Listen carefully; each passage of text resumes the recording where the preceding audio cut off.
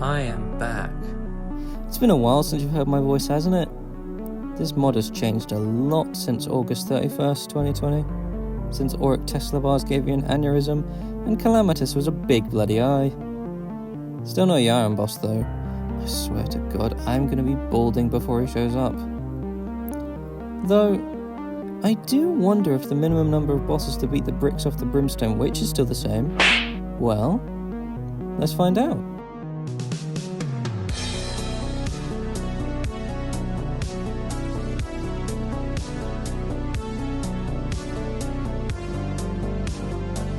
There are three things that are always true.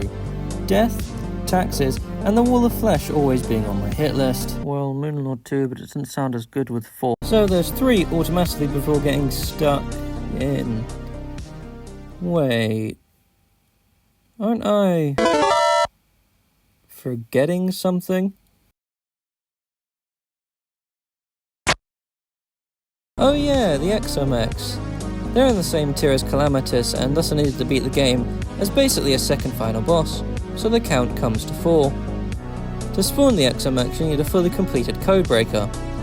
Surely this can't be as bad as the old Auric bar recipe. Let's just check the wiki and... Oh my goodness!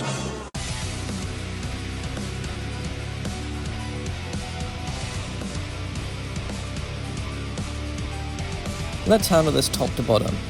First, the voltage regulation system. Crafted at an ancient manipulator so the limited cultist returns.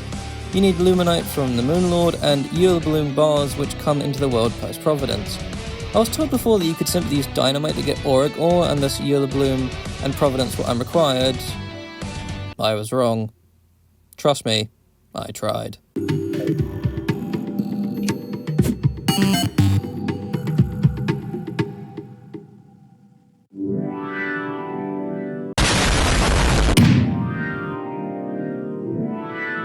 So Providence, and by proxy her trio of tactical testicles too, as you can't craft her summoning item. 2 more join the list. The Auric Quantum Cooling Cell requires, well, Auric bars, so on goes Yaron, and Endothermic Energy, so on goes the Devourer of Gods. Can I take that dog? No. You also need them for the Cosmic Anvil, where this thing is made, so it was going to go on anyway. Fortunately for us though, the crafting recipe for the Naughty Present removed the need for Souls of Fright, so Skeletron Prime is unrequired. Cores of Elam also make an appearance, and since the cores of each of the essences require ectoplasm to be made, Plantera is required. Remember this one, because Plantera becomes quite important later. Those who watched the last video should remember that the dungeon is not required for ectoplasm as Edius... Eldiot? How the fuck? Edolist. Edolist. Whatever. Edolist that spawn in the bottom 2 layers of the Abyss drop them on defeat. The Codebreaker base just needs the materials from Dradon Labs, so the next is to decrypt. Oh. This could be a problem. So, is that it? Do we finally need to kill Skeletron because wires are only sold by the damn mechanic? No. This is 2025. She is no longer the only way to get wires. Let's talk about shimmering.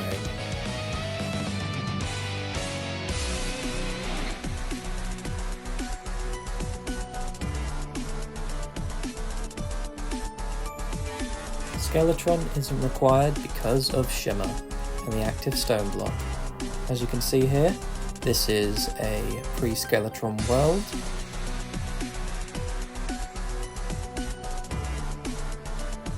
And here, I shimmer the active stone block. And a wire pops out. Sure, this would take a while, but just think about it. 5 years ago, you'd have to farm Overload Soldiers for absolutely ages because those things were rare. And that was the only way you were getting Phantoplasm, so I would take this over farming Overlord Soldiers any day. Hey, Editing Bush here. I just realised and remembered that you do need Necroplasm because when you craft the Cosmic Worm without killing the Sentinels of the Devourer, it's a crafting requirement. So cull these fuckers we will. Now, the Advanced Display and the Long Range Sensor Array both require a hard mode anvil. the long-range sensor eraser requires Tier 2 hard mode ore, but with the new early hard mode progression rework, you cannot get that until you kill a mech boss. Or that's what you would think. Remember Plantera? Its death leads to the formation of perennial ore underground and also the creation of perennial slimes. Now perennial ore can eventually be shimmered down into orichalcum ore. Unfortunately, cryonic ore cannot be created via transmutation, so either cryogen or ravager are still required. Since scoria ore can be mined after gaining a lunar pickaxe, life alloys can be created and thus the final two pieces of the Codebreaker can be made, as well as the blessed phoenix egg needed for Yaron, since the effulgent feathers can still be collected from Draconic swarmers. Phew! While looking at the list now and correcting prior mistakes, the only addition to it, because of the exomechs, are themselves. Now let's finish this. Time for the Brimstone Witch.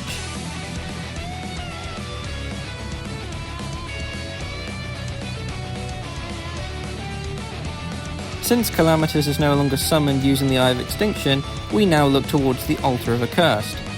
The Altar of Accursed is made up from brimstone slag, which can be gotten by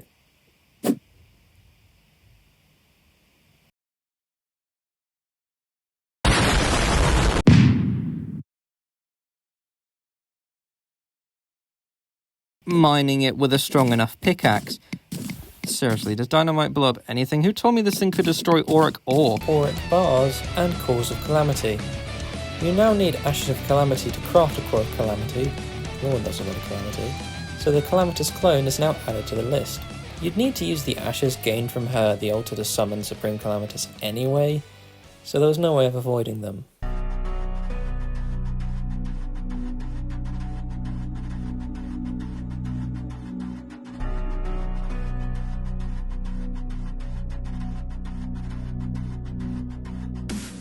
The list now goes as follows: Wall of Flesh, Cryogenesis Ravager, Plantera, Calamitous Clone, Lunatic Cultist, Moonlord, Profane Guardians, Providence, Devour of Gods, Yaron, the Exomechs, and Supreme Calamitous.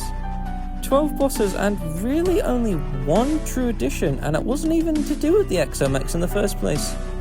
That's really interesting, don't you think? That after 5 years you only have to kill a single extra boss to beat the mod. I seriously doubt you could ever use dynamite on auric ore, so I'm cutting Providence as a mistake on my younger self's part, and not a new addition. If any of you brave people out there would like to give this run a go, I'd love to hear how you got on in the comments. Please, for my sanity and your sanity, just do it on normal mode. I couldn't imagine anyone doing this on anything harder than that, because it's just absolutely ridiculous. I would want to know as well if I actually got it correct this time, because I'm pretty confident on the fact that I got it right, and that Calamitous Clone is the only new addition. 5 years is a long time.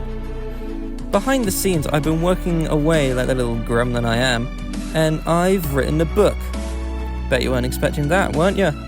It's a bit rough around the edges, but I put a little soul into this book. So if any of you watching are a fan of dystopian, sci-fi, or John Wick-esque protagonists, then I think you would enjoy it. It's a coming-of-age story with a slow start but an explosive middle and finish, and it would mean the world to me if any of you gave it a chance. I'm starting future projects soon, so stay tuned for what this brain of mine comes up with. I'm also planning on releasing more Calamity content on here, such as difficulty tier lists about Master Mode, Death Mode, and Infernum with no concrete release dates. Thank you for watching.